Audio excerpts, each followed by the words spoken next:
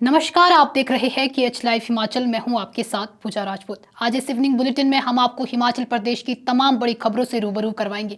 आइए पहले नजर डालते हैं आज की हेडलाइंस पर। हिमाचल में शिक्षकों के तबादले पर रोक, 15 अप्रैल के बाद आवेदन नहीं होंगे डील। हिमाचल में बड़ी चौकसी, पहलगाम आतंकी हमले के बाद सुरक्षा में कड़ा कदम। सरकारी नीतियों का विरोध पड़ा महंगा, 6 टीचर सस्पेंड।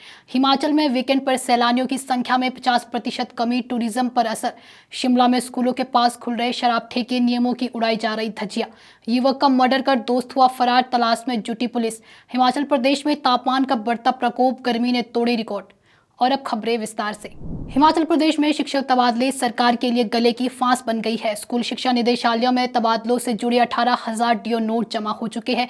मंत्री, विधायक और शिक्षक सभी अपनी पसंद के स्कूल में तबादला करवाने की कोशिश में जुटे हैं, लेकिन सरकार ने साफ कर दिया है कि 15 अप्रैल तक मिले आवश्यक आवेदनों पर ही विचार होगा। अब मार्च 2026 तक तबादलों पर पूरी तरह से रोक रहेगी। शिक्षा मंत्री रोहित ठाकुर का कहना है कि बहुत अधिक आवेदन मिले हैं, लेकिन केवल जरूरतमंद मामलों पर ही विचार होगा। दूर दराज के स्कूलों को प्राथमिकता दी जाएगी। सरकार अब रूटीन तबादलों पर रोक लगाकर व्यवस्था को संतुलित करने की कोशिश में है, लेकिन तबादलों की यह भीड़ अब भी सिस्टम के लिए बड़ी चुनौती बनी हुई है। जम्मू कश्मीर के पहलगाम में हुए आतंकी हमले के बाद हिमाचल प्रदेश में सुरक्षा को लेकर अलर्ट जारी कर दिया गया है। हिमाचल की सीमाएं जम्मू कश्मीर से सटी हुई है और इस घटना के बाद कांगड़ा जिले के नूरपुर विधानसभा क्षेत्र में कंडवाल चेक पोस्ट पर सुरक्षा कड़ी कर दी गई है। यह इलाका पंजाब और जम्मू कश्मीर के लिए एक मुख्य प्रवेश द्वार है, इसलिए यहाँ की सुरक्षा व्यवस्था और चौकसी बढ़ा दी गई है। सुरक्षा बल और आईटीबीपी के जवान लगातार गाड़ियों की जांच कर रही है, साथ ही सीसीटीवी कैमरों से हर गतिविधि पर नजर रखी जा रही है। हिमाचल प्रदेश में सरकार के खिलाफ बोलना शिक्षकों को भारी पड़ गया है। शिमला के चौड़ा मैदान में धरना देने वाले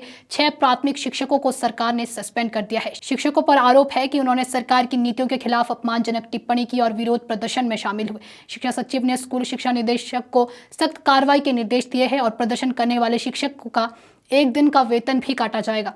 इस कार्रवाई के विरोध में शिक्षक अब शिक्षा निदेशालयों के बाहर अनशन पर भी बैठ गई है। शिक्षकों का कहना है कि सरकार सिर्फ आश्वासन देती है, समाधान नहीं। अब देखना होगा कि सरकार और शिक्षकों के बीच ये टकराव किस दिशा में जाता है।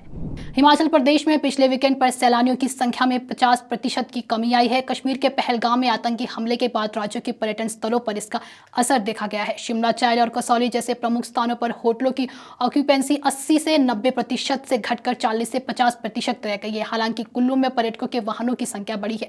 धर्मशाला और मैक्लोडगंज में निजी होटलों में 50% ऑक्यूपेंसी रही, जबकि चंबा के डलहौजी में 20% की कमी आई है। हालांकि मई में गर्मी के कारण पर्यटकों की संख्या में इजाफा होने की उम्मीद है। शिमला के पौष लक्कड़ बाजार में पुलिस चौकी के सामने ही शराब का ठेका खोल दिया गया है। ठीक इसके 500 मीटर के दायरे में 6 स्कूल मौजूद है, जबकि सुक्खू सरकार ने हाल ही में विधानसभा में पारित एक्ट के तहत स्कूलों से 500 मीटर की दूरी तक शराब बेचने पर रोक लगाई है।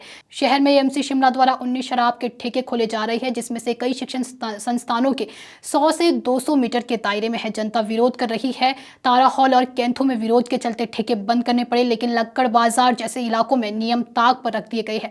दरअसल शराब की कई दुकानें एक्साइज डिपार्टमेंट की ऑक्शन में भी नहीं बिक पाई, जिसके बाद नगर निगमों को ये ठेके दे दिए गए हैं। अब एएमसी शिमला अपनी कमाई बढ़ाने के लिए सरकार के ही बनाए कानून की अनदेखी कर रही है। शिमला के रोहडू उपमंडल के चिड़गांव थाना क्षेत्र में एक सनसनीखेज हत्या का मामला सामने आया है, जहां एक नेपाली युवक ने अपने ही साथी की हत्या कर फरार हो गया। 16 अप्रैल को 2 नेपाली मजदूर कृष्णन और हरिद्वार से रोहडू के चिल्लाला स्थित बगीचे में काम करने आए थे, लेकिन 26 अप्रैल को जब तेज चौहान बगीचे में काम करने पहुंचे तो उन्हें ढारे का दरवाजा बाहर से बंद मिला। दरवाजा खोलते ही अंदर कृष्ण की लाश पड़ी हुई थी और हरि युवक वहां से फरार था। शक जताया गया है कि हरि ने ही कृष्ण की हत्या की और घटनास्थल से फरार हो गया। तेज ने पुलिस में रिपोर्ट दर्ज कराई और पुलिस ने बीएनएस की धारा 103 के तहत मामला दर्ज कर लिया। वहीं पुलिस ने फरार आरोपी की तलाश शुरू कर दी है। मामले की जांच अभी भी जारी है।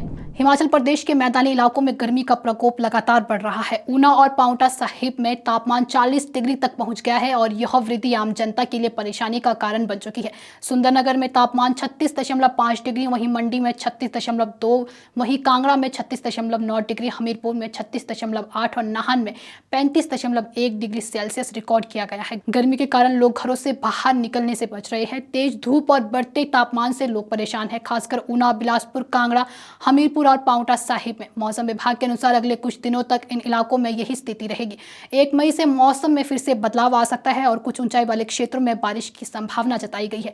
अप्रैल का महीना खत्म होने से पहले ही गर्मी ने कई क्षेत्रों में सीजन का सबसे अधिकतम तापमान दर्ज किया है। अब मई और जून में इससे भी अधिक गर्मी का सामना करना पड़ सकता है। प्रदेश के अधिकतर हिस्सों में अगले सप्ताह मौसम शुष्क रहने की संभावना है, जिससे तापमान में और बढ़ोतरी हो सकती है। तो ये थी प्रदेश की कुछ तमाम बड़ी खबरें। अगर आपको हमारी वीडियो पसंद आई हो तो वीडियो को लाइक, कमेंट, शेयर और हमारे Facebook page KH live Himachal को फॉलो अवश्य करें। अगर आप हमारे इस वीडियो को यूट्यूब चैनल के माध्यम से देख रहे हैं तो हमारे यूट्यूब चैनल को भी सब्सक्राइब जरूर करें। धन्यवाद।